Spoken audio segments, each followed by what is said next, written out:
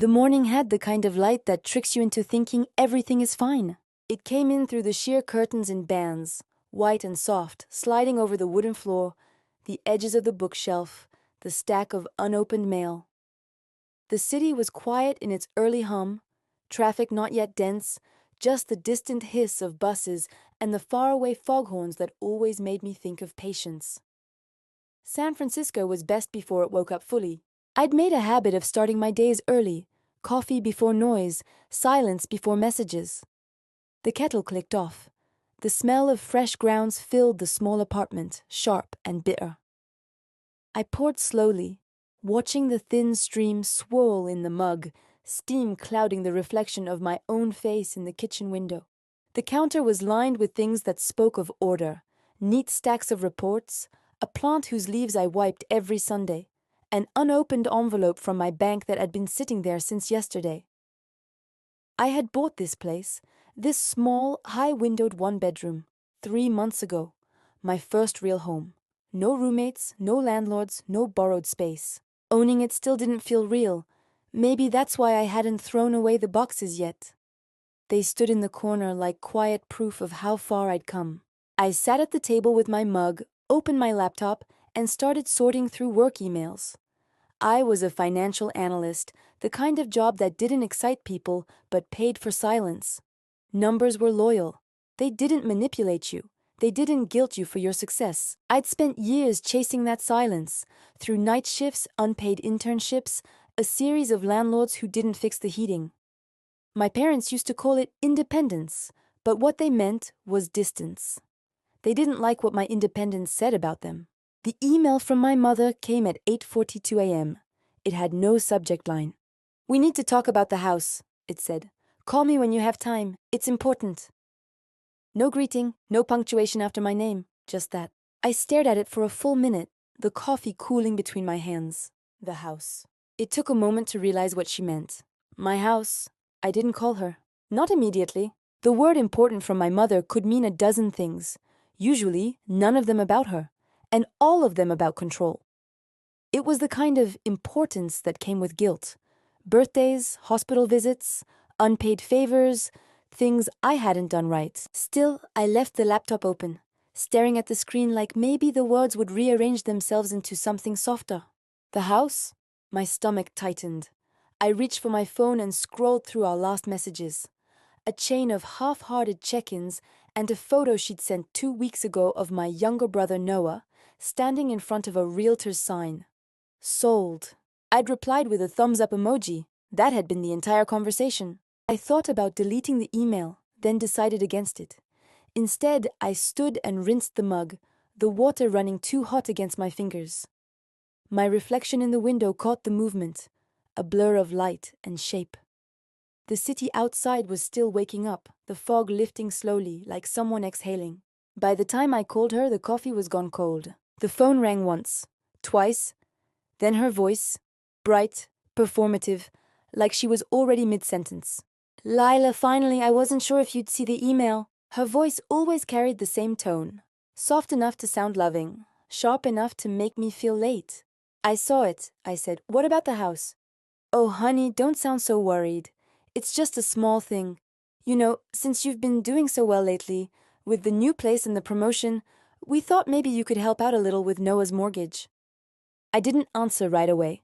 I could hear her moving through the kitchen on the other end, drawers opening, plates shifting, the sound of a spoon against ceramic.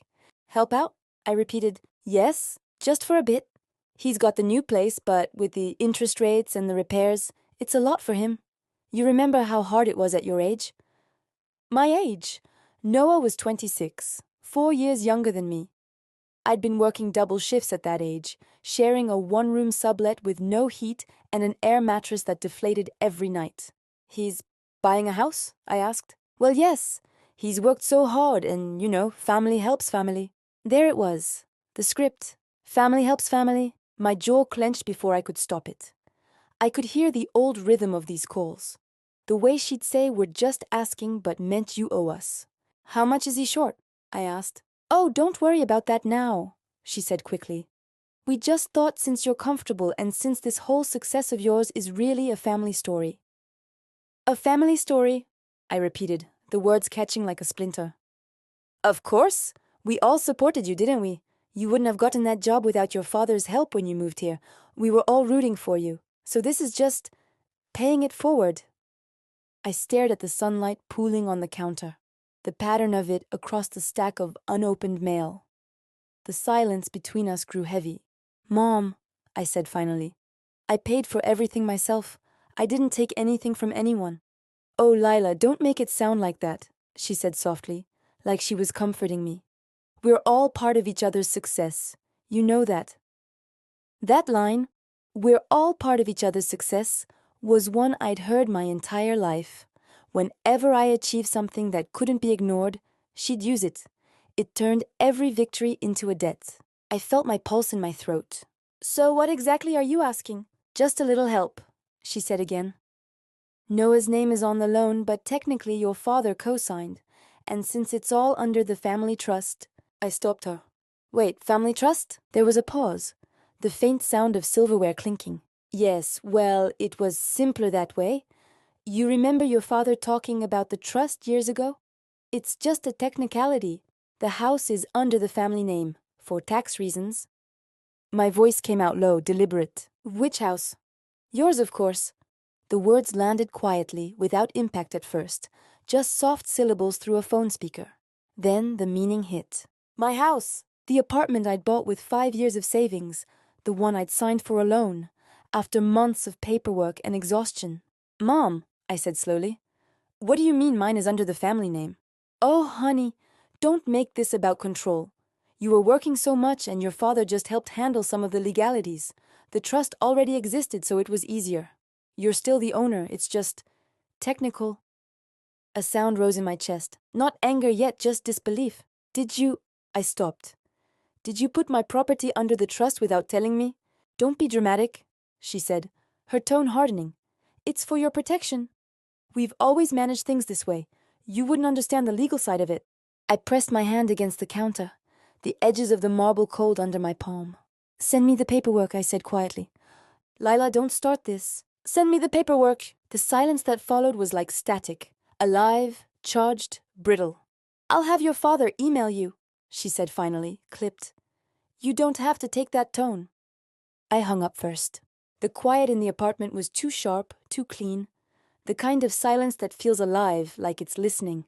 I looked around the space, the bookshelves, the plants, the walls I'd painted myself, and suddenly every object looked wrong, like it didn't belong to me.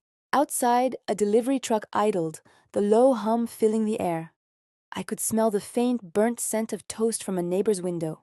Everything was normal, except it wasn't. I found the documents that afternoon. They came as PDFs, emailed from my father's old work account with no subject, no message, just attachments named propertytrustform.tdf and amendment transfer.pdf. When I opened the first one, my hands started shaking. The property title listed the Hartwell Family Living Trust as the primary holder. My name appeared only once, under beneficiary, dated 2 weeks before closing, signed in neat digital ink by my father, and by me, except I hadn't signed it. I printed the documents on my kitchen table, one by one, watching the pages slide out of the printer like evidence I didn't want to hold. The paper was still warm when I lifted it. My own signature stared back at me, crisp, digital, perfect. Except it wasn't mine. I knew every quirk of my handwriting, every slant of the L I'd used to sign apartment leases, work contracts, and loan forms. This wasn't it. This was cleaner. Too neat. I pressed my thumb to the printed page and felt the heat from the ink, as if I could somehow absorb the truth through touch. Someone had forged my name. The fog outside had burned off completely by now, and San Francisco was shining through the window, all bright blue and too calm. The kind of day that made you feel guilty for not being grateful. I sat for a while without moving, listening to the city outside. The low hum of a bus, the faint rattle of a skateboard on the sidewalk, a dog barking somewhere far off. It all kept happening, perfectly indifferent. That indifference was what broke me. I'd spent so many years believing that if I worked hard enough, saved carefully enough, played everything right, I'd finally be safe from chaos. That effort could insulate me from the way my family always blurred lines. And yet here it was, the same script, different act. When I called my father, he didn't sound surprised. He sounded busy. "Lila, hey, did your mother get in touch?" "She did." My voice came out flat. "I saw the documents." There was a pause. The faint clicking of a keyboard. "Yeah, that. It's just to make things easier. You know how these things work." "No, I don't," I said. "Because no one told me. You forged my signature." "Come on, don't use words like that." "What word would you use?" He exhaled loudly, the sound of practiced disappointment. "I did what was necessary. You were too busy to handle the paperwork, and the trust protects you from liability. If something happens, the family has you covered. That's what family is for." That line again. Always that line. "You made me a beneficiary," I said quietly, "not an owner." "It's the same thing." "No, it's not." "You're overreacting, Lila. You should be thanking me. If this market crashes, that place of yours could lose value overnight. This way it's safe." "Safe for who?" Silence. I could hear faint sounds in the background. The creak of his office chair, the muffled TV from another room, someone laughing. He was at home. He'd been at home the whole time this was happening. "You don't understand what it's like to keep this family together," he said finally, his voice lower now, almost rehearsed. "We've always supported each other. That's how we survive. You think you did all this alone. Who do you think paid your insurance those first few months after grad school? Who kept your credit score clean when you couldn't make rent?" It was an old tactic. Throw enough half-truths at me until guilt became a fog. "Dad," I said, steady now, "that was 5 years ago, and I paid you back. Every cent." He sighed again, softer this time. "You really don't get it, do you? We're not the enemy, Lila. We're your family." He said it like a warning. When the call ended, I sat for a long time in silence. The papers were spread across the table, the edges curling slightly where the ink had dried. The light outside shifted. Late afternoon now, with that strange metallic hue that makes every surface look colder. I could smell the faint salt of the bay through the cracked window. It hit me all at once, in a way that felt physical, like a weight pressing against my ribs. It wasn't about money. It was about control. Every gesture, every favor, every moment of help had been a leash. And somehow I'd let them tie it around me. That night I didn't sleep. I lay in bed with the documents spread out across the sheets, tracing each line like a road map of betrayal. The language was so clinical. Beneficiary, truster, transfer of ownership. Words that stripped everything human from the act. At 2 a.m. I got up and walked to the kitchen. The floor was cold under my feet. The city outside had gone quiet except for the occasional rumble of a passing car. I opened the fridge, stared at the light spilling over the shelves, and shut it again. My body felt both heavy and electric, too tired to move, too wired to rest. I thought about Noah, his face in that photo, smiling in front of the realtor's sign. He probably didn't even know what our parents had done. Or worse, maybe he did. I tried not to picture him signing something with that same calm ignorance I used to have. I tried not to imagine my parents saying, "Don't worry, it's just paperwork." But the image wouldn't go away. By sunrise, I'd made a decision. Not a dramatic one, just quiet, practical. The kind of decision that grows in silence. I gathered the documents into a folder, placed them in my bag, and left the apartment. The morning air was sharp, the kind that wakes you instantly. The sky over the bay was just beginning to pink at the edges. As I walked down the block toward the notary's office, my reflection followed me in every dark window. Steady, unfamiliar, certain. For the first time in years, I didn't feel like their daughter. I felt like my own witness. The office smelled like toner and eucalyptus. Someone had left a candle burning too long, and its wax was puddled at the base, hardened into soft ripples. The notary, a woman in her 50s with pale lipstick and reading glasses, flipped through the pages slowly. Her nails clicked against the table as she checked each signature, each date. When she reached the page, that page, she stopped, tilted her head. "Did you sign this yourself?" Her voice was calm, professional. I could tell she already knew the answer. I leaned forward, studying the blue ink again, the precision of it, how clean it looked, almost printed. My chest tightened. "No," I said, "I didn't." She nodded once, then closed the folder. "Then you need to file a statement of forgery." The words sounded strange. too formal. Forgery. It wasn't something people like me were supposed to say about their parents. The notary handed me a form, a blank rectangle of accusation. I took it, feeling the grain of the paper against my fingertips, its edges sharp and dry. Outside, the sun was high now, glaring off the car windows. I stood on the sidewalk for a long moment, clutching the folder like it might burn me. The next few days blurred. I went to work, sat through meetings, pretended everything was fine. But the edges of reality kept fraying. My co-workers' voices sounding too distant, my own reflection in the elevator mirror looking off-center, as though I'd been badly edited into my life. At night, I reread every email my parents had ever sent about helping with finances. Each word had a double meaning now. You don't need to worry about the title. It's better if we hold it together, for taxes. Just trust us, Lila. We're protecting you. Protecting me. From what? By Friday, I had enough documentation to fill a binder. Bank transfers, messages, dates, proof. Still, the thought of confrontation made my stomach twist. They'd raised me on guilt like it was a family recipe.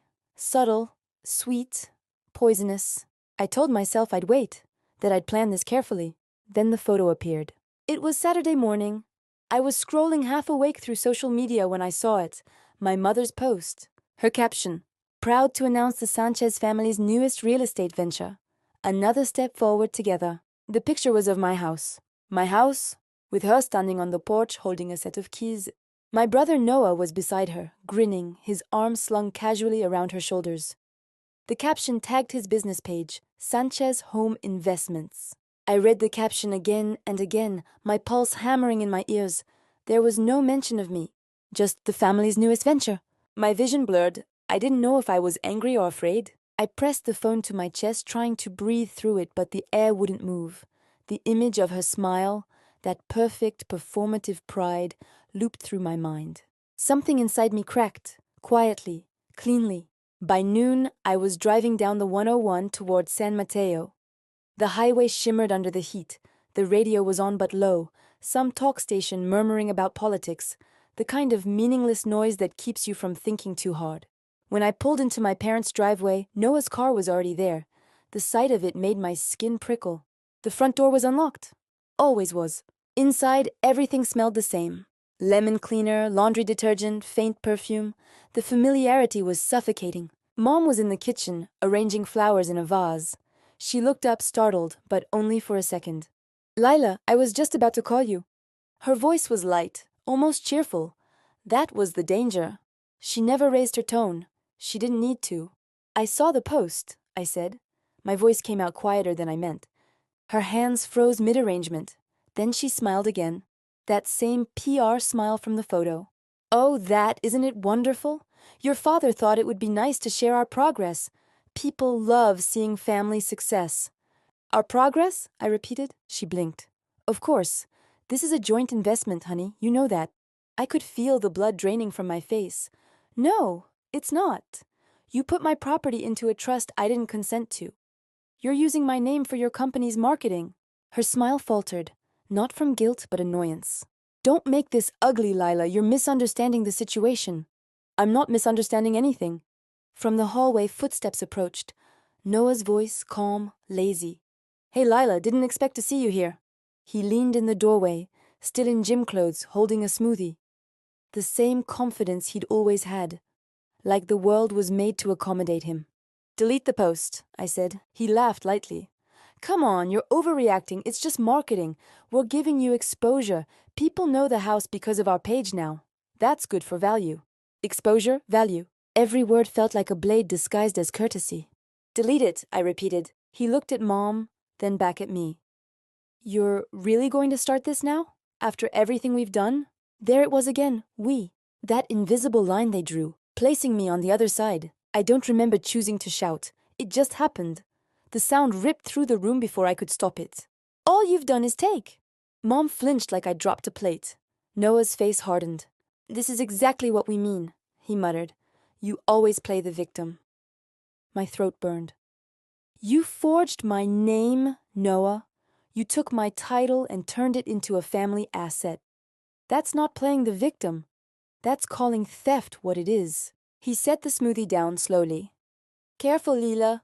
Words like that can't be taken back. That's when I saw it. The flash of something in his eyes, not fear, possession. And I realized they'd already decided I didn't own anything. Not the house, not the story, not even my own name. When I left, I didn't slam the door. I didn't cry. I walked out into the blinding afternoon light, my heartbeat steady now. The calm that comes right after something irreversible. The neighborhood buzzed with the quiet sounds of life. Lawnmowers, distant laughter, a dog barking 2 streets over. It was all still there. But something fundamental had shifted. By the time I reached my car, my hands had stopped shaking. I wasn't their scapegoat anymore. I was their witness. The following Monday, I arrived at the office before dawn.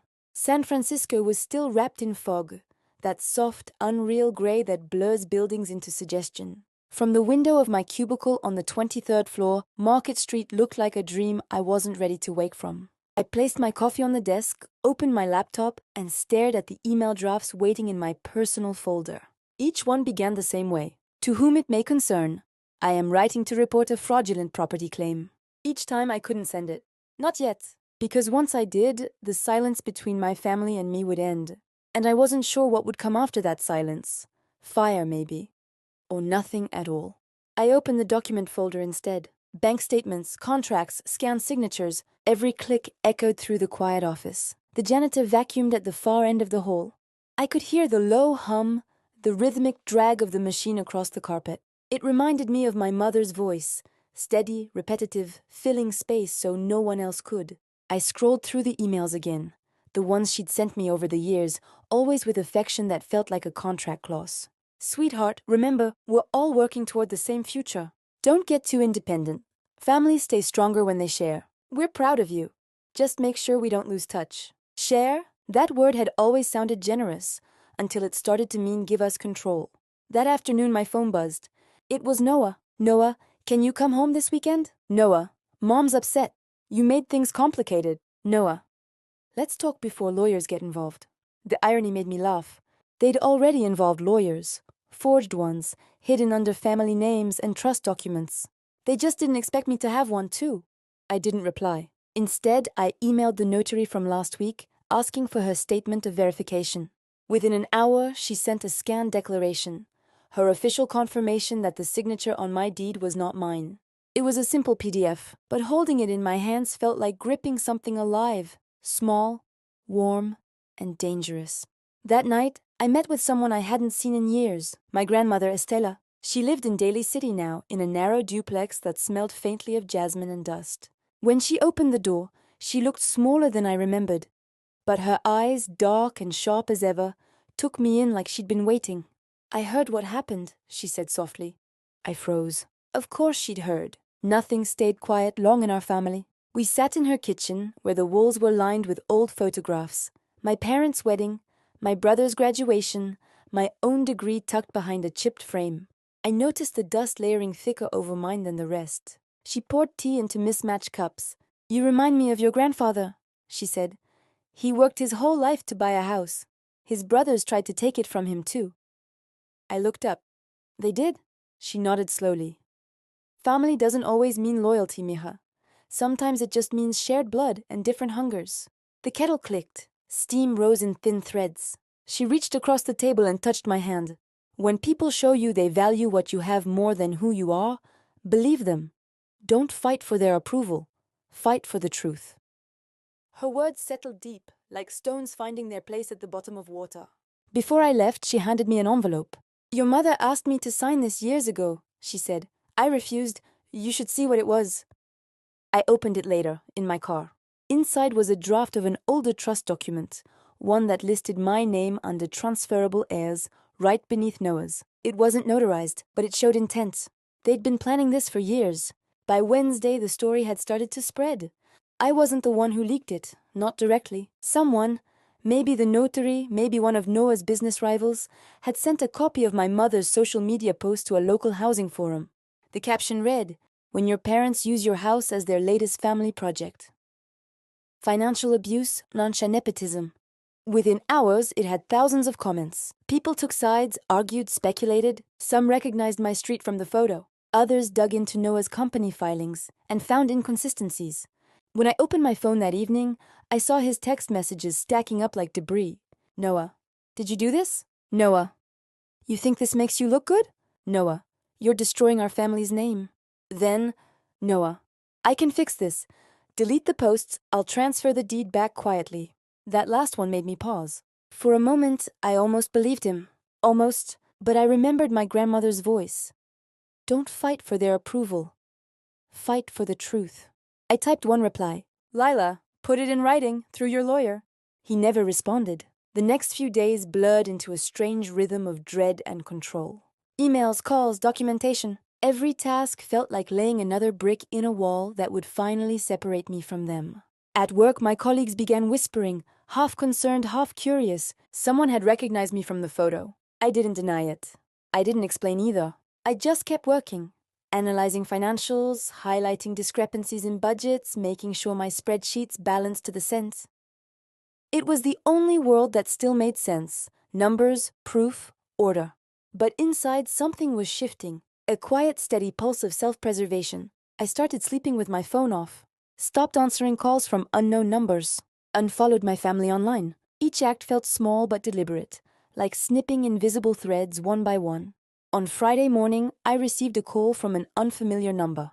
It was a man's voice, formal, efficient. Miss Sanchez, this is Mr. Patel from Garrow & Lee LLP. I represent your parents. My pulse quickened. Okay.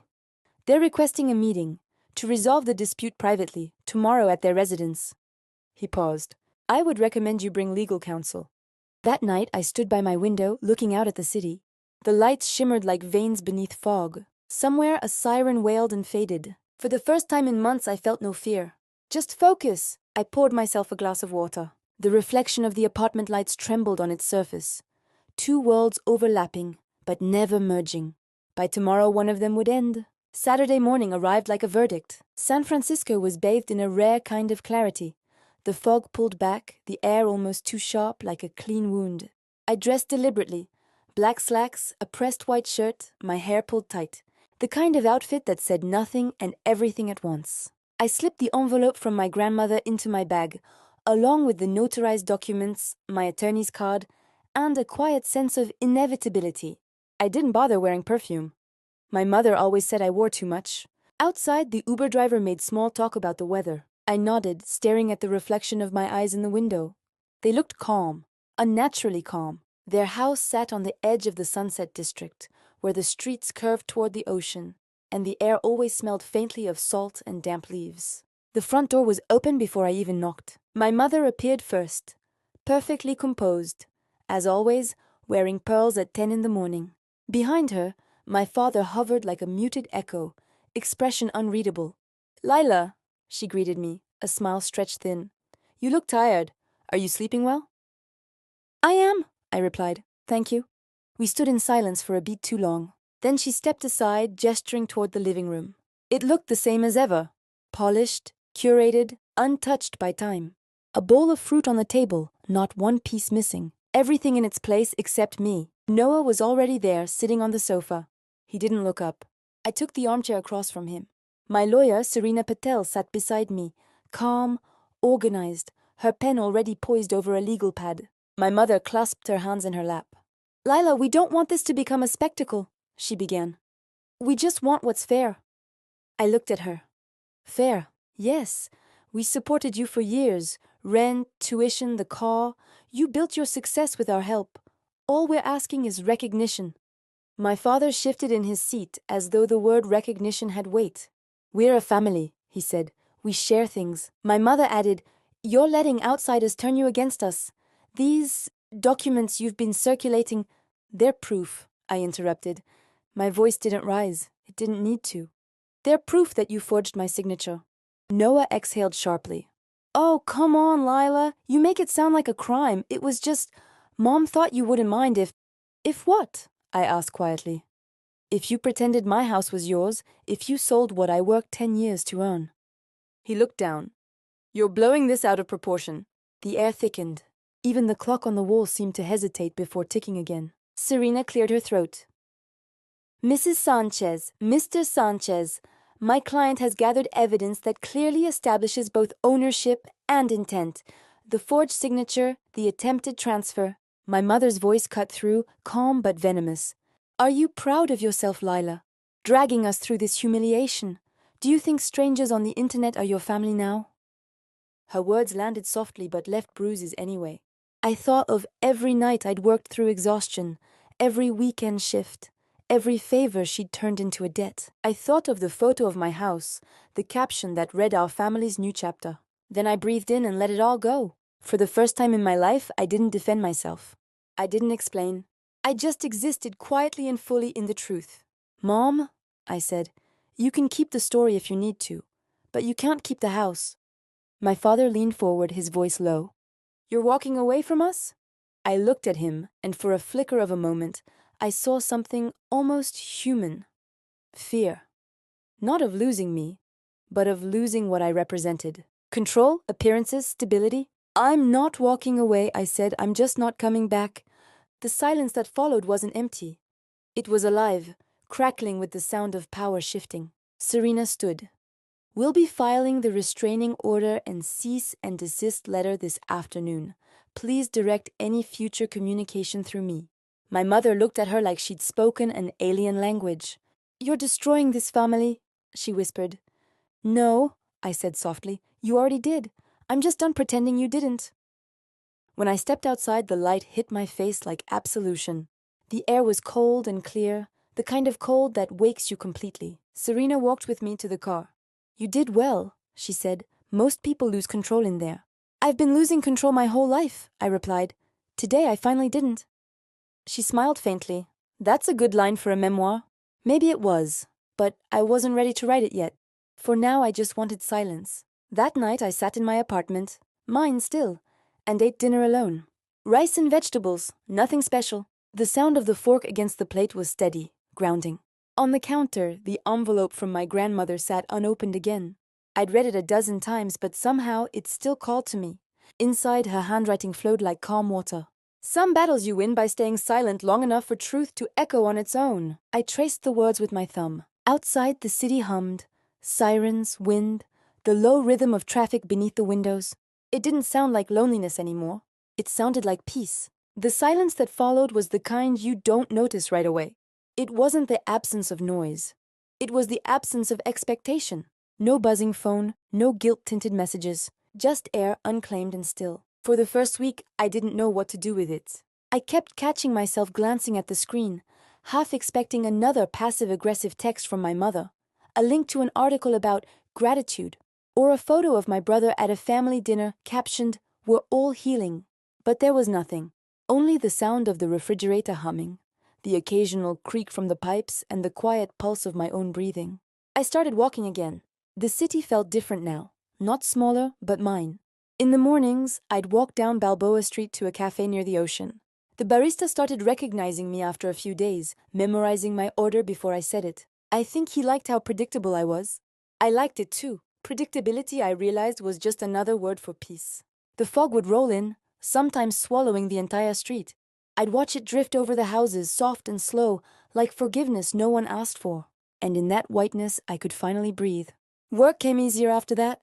My designs, the ones I'd been too scared to submit, finally started taking shape. I worked from my desk by the window, the light spilling across the paper like water.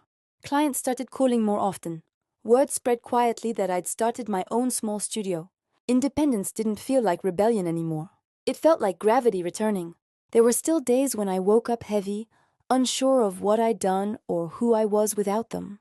But the heaviness was honest, not the kind that came from being controlled. One afternoon, a letter arrived in the mail. The handwriting was my mother's. The envelope was thin, almost trembling in my hand. I didn't open it right away. Instead, I made coffee, sat by the window, and let the steam fog the glass. Then I opened it. Lila, we didn't mean for things to go so far. Families fight. You're still our daughter. Your brother misses you, even if he can't admit it. Maybe one day we can talk as a family again. Love, Mom. No apology, just a gentle folding of responsibility into sentiment, the same way she always had. I set the letter down. It looked small on the table, powerless. I didn't cry. I didn't even feel angry, just empty in the best possible way. That night, I invited a few friends over. Real friends, not the kind who needed me to play a role. We cooked pasta, drank cheap wine, and laughed too loudly. Someone spilled sauce on the counter. Someone else forgot to close the window, and the wind kept blowing the napkins away. It was imperfect, chaotic, and it was mine. At some point during the laughter, my phone buzzed. Another message from my mother. This time I didn't look. I reached over, turned the phone face down, and returned to the table. Someone was telling a story about missing a train in Rome. Someone else interrupted with a joke that made no sense. I laughed until my stomach hurt. Later, when everyone left and the apartment was quiet again, I stood by the window with a glass of water. Outside, the fog had lifted, and the moonlight was sharp against the rooftops. I thought about how endings rarely come with closure. Sometimes they just dissolve into a kind of steady stillness, like the city at night, humming but no longer restless. For the first time in years, I wasn't waiting for the next crisis, the next accusation, the next demand. I wasn't waiting at all. Weeks turned into months. The legal mess faded into paperwork and silence. My mother stopped calling. Noah unfollowed me on social media. The house, my house, stayed in my name, untouched, steady. I painted the kitchen pale blue one weekend, rearranged the furniture, bought plants I'd probably forget to water. It didn't matter. Everything finally looked like me. Sometimes, I still hear my grandmother's voice when I wake up. Soft, certain, like the echo of a truth I'd always known. Freedom isn't peace without others. It's peace without needing permission. And she was right. That was the real inheritance. I stopped fixing other people's mistakes, stopped apologizing for existing, stopped chasing the kind of love that required me to disappear first. One morning, while watering the plants, I caught my reflection in the window, faint, blurred by the sunlight. For a second, I didn't recognize her. She looked older, calmer, not lighter exactly, but solid, real. A knock at the door pulled me out of the thought. The barista from the cafe, holding a coffee I didn't order. "I was passing by," he said shyly. "Thought you might want one." I smiled, and for once, I didn't overthink it. I just accepted it. Small kindness, no strings. Later that evening, as the city dimmed into gold, I sat at my kitchen table and wrote in my journal for the first time in months. I used to think family meant obligation. Now I think it just means honesty. And sometimes honesty means leaving. I closed the notebook and leaned back, letting the last light spill across the floorboards. Somewhere, my family was probably telling a new story about me. The ungrateful daughter, the selfish one, the one who changed. Let them. I was finally fine being the villain in someone else's narrative, because I'd finally started writing my own. The kettle clicked off. Steam drifted upward, slow and silver in the dim. Outside, the city pulsed, alive, distant, indifferent. And I realized something simple, something whole. I didn't need to be understood to be free. I just needed to stop explaining.